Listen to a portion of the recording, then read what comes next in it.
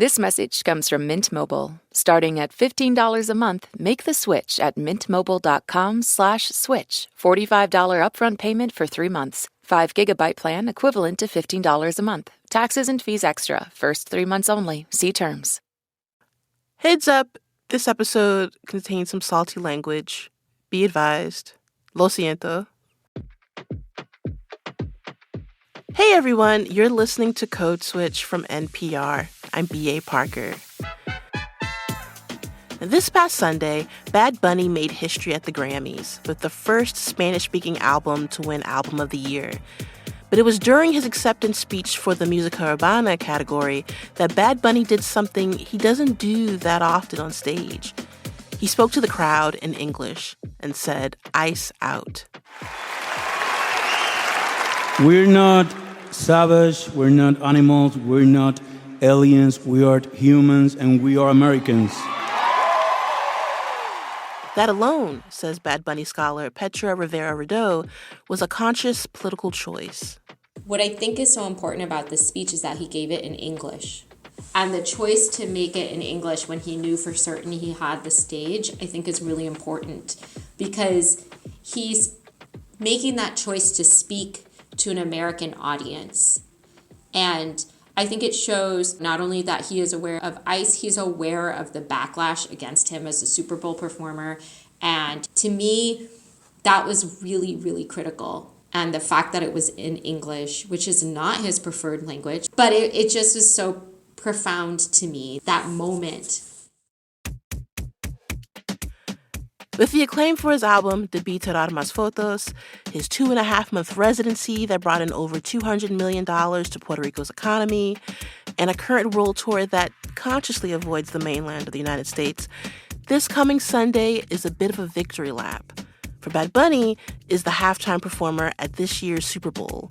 And according to Petra, Puerto Rico is pretty excited.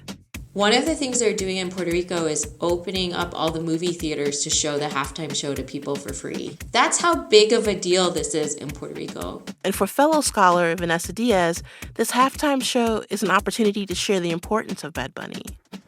Well, how cool that we get to watch this with our kids. Like, I would never have my kids watch a football game, honestly, but we're going to watch the halftime show together. I have 4-year-old twins, so, I think that some of the only things I've ever let them watch on TV have been like select Bad Bunny performances. If it's not clear, Petra and Vanessa are huge fans of Bad Bunny, so much so that as college professors, they've created a syllabus about his work and his music. They're the perfect people to help explain the significance of this moment, the resistant spirit in Bad Bunny's work, or why the sheer fact that Bad Bunny is Latino and singing in Spanish would provoke an alternative halftime show featuring the likes of Kid Rock. So today, we talk about all things Bad Bunny and his upcoming halftime show.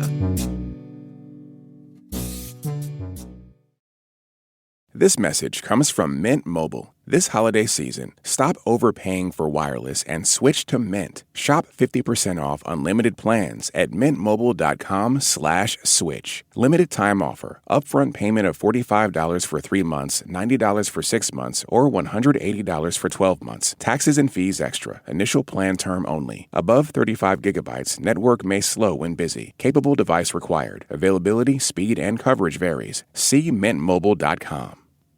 This message comes from Rosetta Stone. They have been the trusted leader in language learning for over 30 years. Their immersive, intuitive method helps you truly pick up your new language naturally. Access lessons from your desktop or mobile app, whether you have 5 minutes or an hour. It fits your lifestyle with flexible, on-the-go learning. Receive 50% off a lifetime membership with unlimited access to 25 language courses for life. Visit rosettastone.com/NPR. This message comes from Rosetta Stone. They have been the trusted leader in language learning for over 30 years. Their immersive, intuitive method helps you truly pick up your new language naturally. Access lessons from your desktop or mobile app, whether you have 5 minutes or an hour. It fits your lifestyle with flexible, on-the-go learning. Receive 50% off a lifetime membership with unlimited access to 25 language courses for life. Visit rosettastone.com/NPR. This message comes from MIDI Health, a virtual care platform for women in perimenopause and menopause. CEO Joanna Strober shares the mission behind working with women in midlife. It's not just about hormones. It's not just about weight loss medications. We are very much a holistic care platform, and our job is to figure out whatever medications are appropriate for you and offer you those medications. MIDI Health, committed to helping women in midlife with perimenopause and menopause care, accessible via telehealth visits at joinmidi.com. This message comes from Takeoff by IXL, the K-5 core math curriculum that continuously differentiates learning. Everything teachers need to personalize instruction is on Takeoff's digital platform. Learn more at takeoffbyixl.com. I spoke with Bad Bunny scholars Vanessa Diaz and Petra Rivera-Rideau about Bad Bunny as a symbol of resistance. And Vanessa told me that it's just a part of the culture that he's from. Bad Bunny comes out of a long legacy of Puerto Rican music and Puerto Rican art as resistance. And that really comes out of the fact that, Puerto Rico has been subject to colonialism for centuries and centuries under Spanish rule and then under U.S. rule since 1898. And so Bad Bunny has experienced his entire life as someone born in Puerto Rico as a subject of direct colonialism. And there have been so many crises in his lifetime that have contributed to the kind of grasping of the gravity of what that means for a people, for a culture, for a history. And so I think it's really inevitable then that so much art that comes from Puerto Rico is a form of resistance. And so it's a conscious decision. It's a strategic decision because he knows how he can best reach people. And just to jump back to Petra's point about him taking the stage for Música Urbana and speaking in English, one of the only other times we've seen him speak fully in English in this kind of platform was 2018 on Jimmy Fallon. It was his very first appearance on American television, and he said, it's been a year since Hurricane Maria. Many people don't have electricity. Thousands of people have died, and Trump is still in denial. And that was at a time where speaking English for him was even harder than it is now, right? He's put in a lot of work to improve his English over the last decade. And that moment was also a turning point in terms of understanding how he was really going to show up for his people, because he didn't have to do that. It was a risky move. And he knew that the stakes were too high to not say something. Okay, so given Bad Bunny is kind of a symbol of resistance in the U.S., what do you make of him performing at the Super Bowl this Sunday? Alongside Green Day, no less? Which I think is a great pairing because Green Day is also a band that is committed to resistance to this system that has produced this colonial relationship with Puerto Rico. But I think it's great that he's going to be at the Super Bowl. I mean, I think there are many ways in which the NFL needs Bad Bunny more than Bad Bunny needs the NFL, right? I mean, the NFL is trying to globalize its audience. It's playing games in Brazil and in Europe. Latinos are also a really fast-growing demographic in this country. And I think people don't realize the halftime performer does not make money performing at the halftime show from the NFL. They don't get paid. And so he doesn't have to do this, but he's doing it. And I know that there's a lot of contradictions, right? Like the NFL is not an organization that's known for being particularly progressive. In fact, it is the opposite.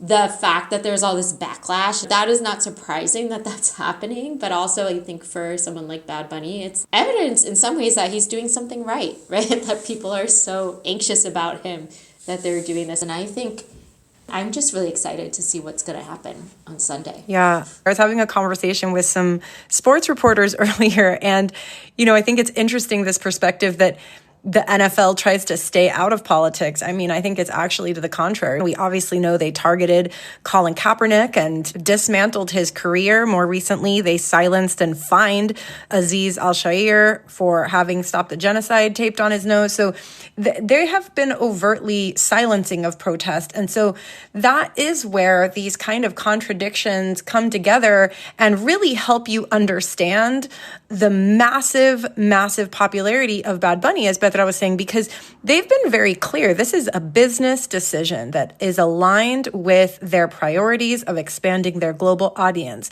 And so, yeah, some might say like, oh, well, well, then shouldn't we boycott it? Or shouldn't Bad Bunny perhaps not perform because we're in this horrible moment? And to me, it's like, well, someone's going to perform the halftime show, and I'd rather have it be someone who's going to deliver a message. And I'd rather have someone interrupt what could otherwise be a white nationalist show like the alternative halftime show that's happening. Instead, the interjection of contradiction within this space, I think that's the history of the US. That's the story of art as resistance, is we have to intervene in these mainstream spaces because that is how we make change. That is how we show the power of resistance.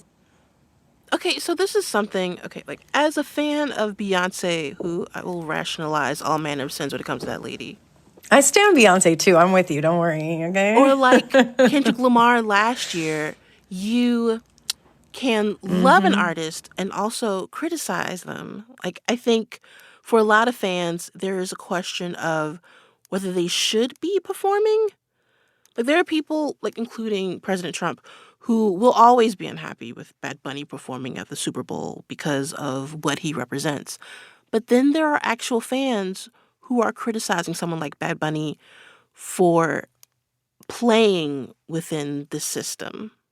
The reality is Bad Bunny, he is a massive global superstar, and he is a mainstream artist. And I think that contrary to what we might think of as a mainstream artist, I think that's part of what makes it difficult for people to grapple with these feelings of like, oh, that this is contradictory. Like, yeah, he has an Adidas deal. He has for years. He also does commercials for Ritz crackers, and he has this programming with Amazon, and now he's going to be on the Super Bowl.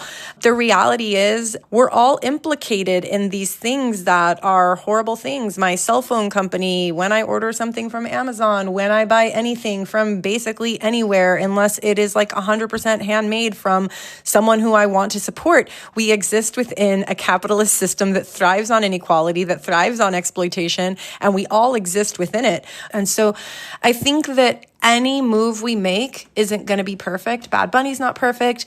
No strategizing within a capitalist system is going to be perfect. But I think that not using the platform and just walking away from these opportunities to inject his messaging into these massive, massive cultural moments is also a mistake. So is Bad Bunny an actual voice of resistance, or is he just a global megastar? Like, can a superstar actually be a voice of resistance? I mean, I absolutely, firmly believe that Bad Bunny is much, much, much more than just a superstar. And I think that he shows us that constantly and consistently. It is no secret that Bad Bunny has been active in protest. He abandoned his tour in 2019 to return to Puerto Rico and join the protests on the street, and came out with protest songs like Afilando los Cuchillos with Residente en Ile. He made speeches during that time. It is no secret that he has been outspoken against Trump. It is no secret that he has very clearly anti-colonial lyrics, that he stands up for LGBTQ rights.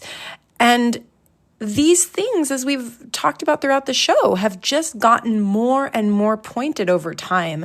These are not requirements for being a global star. In fact, it kind of runs contrary to what we've seen. As most people get more political, they actually suffer. They lose their fame. Artists like Residente from Calle 13, his group suffered a great deal because they were outspoken and they got banned from performing in Puerto Rico. Like, we see people suffer as a result of using their voice, and that hasn't stopped Bad Bunny. It has made him be more strategic, more clear, and somehow, I think it's very many reasons, but part of it is that I think that even if he's clear about what he believes, he doesn't attach himself to a party. He doesn't make it sort of ideological in the traditional sense. He's not like, I'm for Puerto Rican independence. He says, I'm doing what I believe is best for my nation. I want to support my nation. I want a better future for Puerto Rico. I want my kids to be able to be raised here. It's not about a party. And I think he uses this to bring people in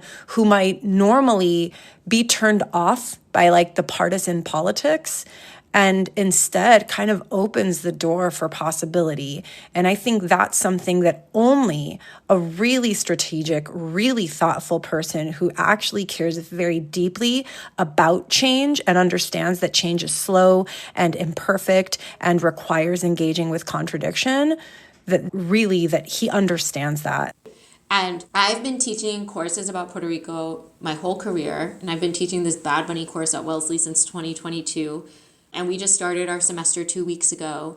And I have students coming into my class now, whether or not they're Puerto Rican, who have an idea that Puerto Rico is part of the United States or somehow a territory of the United States. 5 years ago, half my class did not even know that, right? So why are these students knowing that? Because they're following him and they're curious about what he's talking about.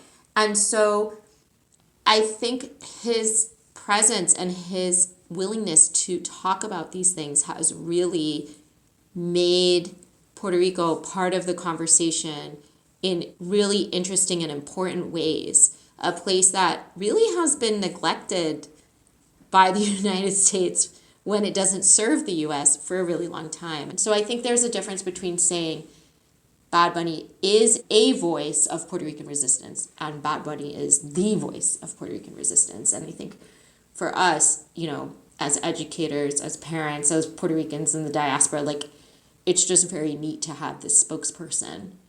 Vanessa, I want to go back to you because earlier you said that being political actually works against celebrities.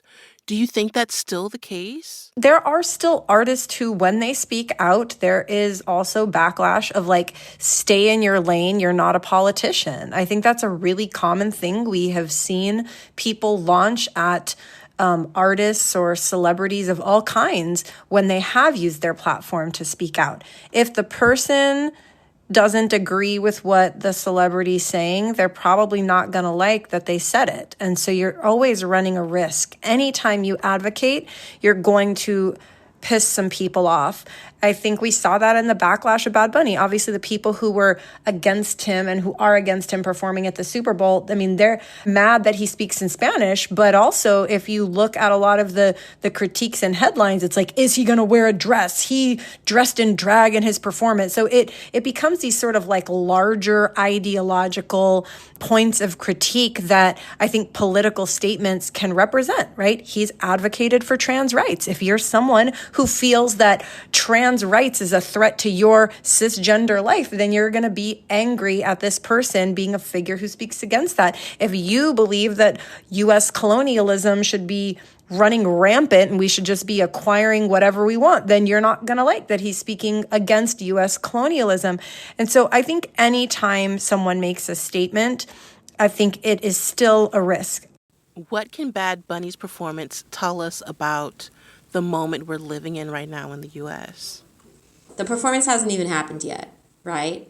And I think it's already telling us so much. And we don't even know what's going to happen. He could just be up there singing party songs all day for all we know. We have no idea. I don't think that's what he's going to do, but it could be, right? I think it says a lot about where we are right now as a country and how we see Spanish, how we see Latinos, how we see immigrants, right? Bad Bunny is, again, worth pointing out, all Puerto Ricans have been U.S. citizens since 1917. The reality is he is not an undocumented immigrant in the United States, right? Because he is Puerto Rican. But yet, the fact that people are so upset about him being the halftime performer is really telling of who in this society we think is American. Yesterday, can't remember who it was. I think it was the New York Times published this article with interviews with NFL players about what they thought about Bad Bunny as a halftime show. Yeah, it was New York Times. What was so interesting is every other person who was upset were like, this is an American thing, and you can't have him here because he is not American. Bad Bunny is much more representative of America than the people they have on this alternative halftime show, who is Kid Rock and 3 country singers, whose names I can't remember. But to me, that alone tells you a lot about where we are as a country. And a lot of people have asked both of us if we think he's going to be political at the halftime show. I mean, his very presence at the halftime show is political. And so I'm really excited to see what happens. And then what will people say after that? Like, how much will these people freak out? I am really excited to see that part too, because I think it's not just what he's doing, but also how people are responding to it. So we know, they're saying, oh, the U.S. is a melting pot. Everybody has to come in the right way. But the people who embody American values are white people, so we know now. And the backlash that Bad Bunny faced very much showed this long-standing, trend in American history, which is that Latinos don't belong. They are perpetual foreigners, regardless of where they're born or what their citizenship status is. Part of the backlash was that Bad Bunny needs to be deported because people don't know that Puerto Ricans are born in a U.S. territory and have American citizenship. So all Latinos are undocumented and interchangeable and not part of the fabric of this country. And so I think this moment is really important to show that Latin music isn't going anywhere. Latinos aren't going anywhere. We're an integral part of the history and the culture of this nation. And, these fear tactics, as terrifying as they are, they're not going to stop us. They're not going to quiet us. They're not going to kill our joy, because there is resistance in that joy. And so, maybe the world's going to dance. And I think that dance will also be part of the resistance. And I think that every performance I've ever seen of Bad Bunny has been incredible, has been thought-provoking, and I have no doubt that this is going to be the most watched Super Bowl halftime show in history. Vanessa Diaz and Petra Rivera-Rideau are the writers of FKN R, How Bad Bunny Became the Global Voice of Puerto Rican Resistance.